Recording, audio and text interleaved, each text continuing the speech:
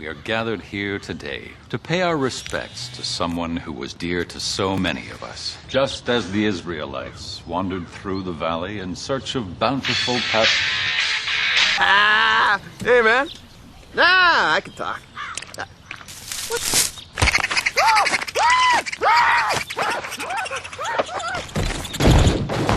Cell phone karma.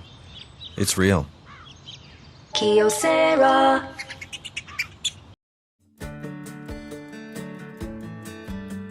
Hi, I'm Amy with Feller Roofing, and I wanted to show you today how we replace a pipe jack or a pipe boot. This way you can see how we do it, and if you want to do it yourself, you would be able to.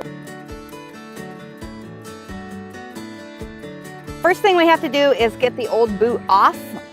This is the new boot. Let's kind of set it over there. You need to loosen with a flat bar, works the best. The shingles are sealed to the tar line right here, and you want to go ahead and break the shingles all the way around, because if you do this with your hand, it's just going to tear the shingles, and then you'll have to replace those shingles.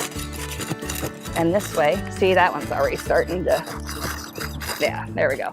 And then also the row above, these two. And the reason you've got to do the row above is because you're going to have to pull this tab out, and you've got to be able to get it loose. And then I'm going to go down here and get the ones below. Should be good. I'm going to start popping this bad boy off. And unfortunately, I'm also going to have to get all this caulk off, which can be difficult. I'm actually going to try and cut this a little bit with my knife. I always use a hook knife. It's a hook blade. You can buy it at Home Depot, wherever. I like it because it goes through the face of the shingles easier. Yep.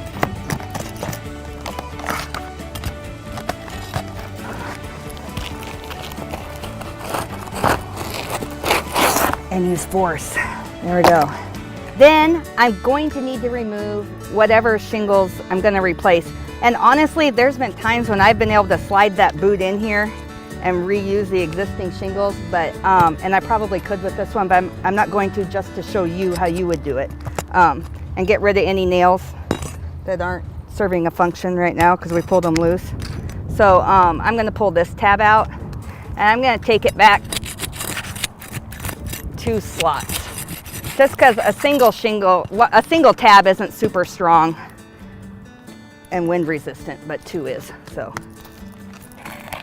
and this is a 3 tab shingle, so, but I just want these 2 off.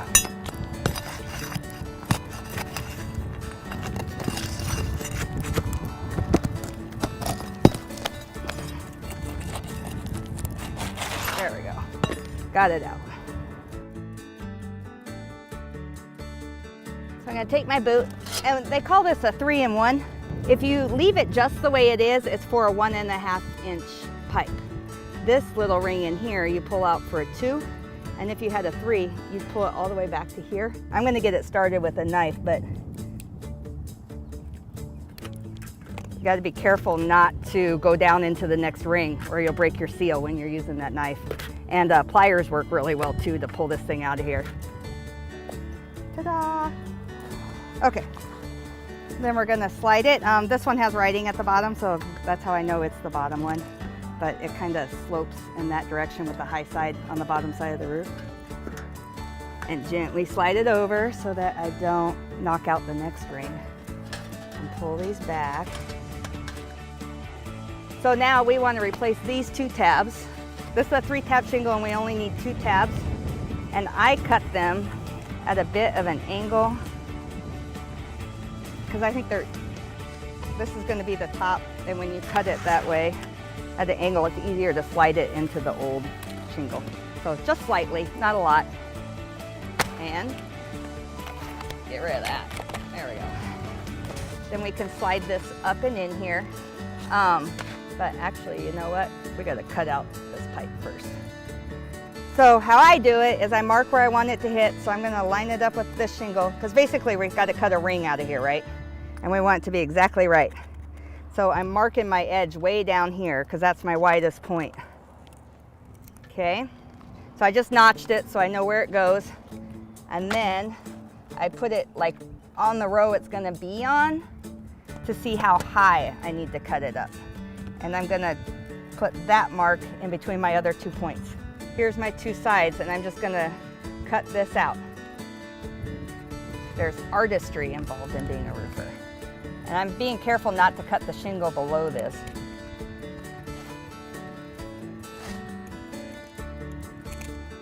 And somehow this is what I always mess up. Some people find it easier to flip it over and do it on the back side.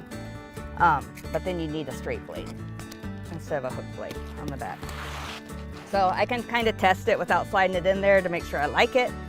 I like it. And I should have removed all the nails when I pulled out that old shingle, but sometimes you'll find one you didn't get. You kind of feel them with your hand. I'm hitting a row of tar paper underneath there, so and I want to get on top of it. And there, that's where I want it. So then I just nail it back together. Down here, we never moved these shingles, but this one on this edge needs a nail. I had to pull it up to get that boot off. I'm actually gonna miss the boot and put it over to the side. You wanna make sure that old one still has a nail, and it does, where I cut it.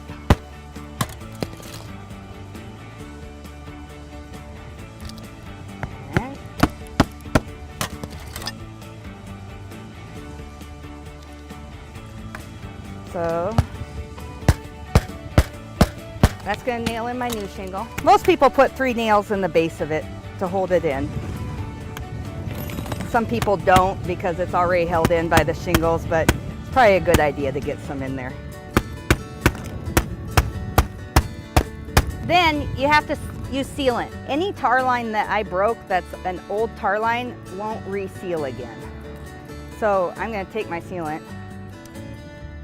So see, if water flows here, it's gonna go off this shingle, so it won't go in, and it won't go there. And this is the new shingle, but I gotta stick it to the old shingle because the old shingle is the one that has the tar line, not the new one. That won't work anymore. I'm gonna put a lot here because that nail poked through that shingle before I got here, for the record. Down here. I think that's it. No, this one. There we go. The final touch on this is that these nails that are exposed, every one that's under a tab, it's fine. It's protected from the sun and the rain. But these ones that are exposed, you want to put sealant on them, just a little bit over the top. Over the years, they will rust out if you don't protect them. And ta-da! We'd still want to get the rest of this sealant off of there, but I'm not going to bore you while I do that. So thank you very much for watching.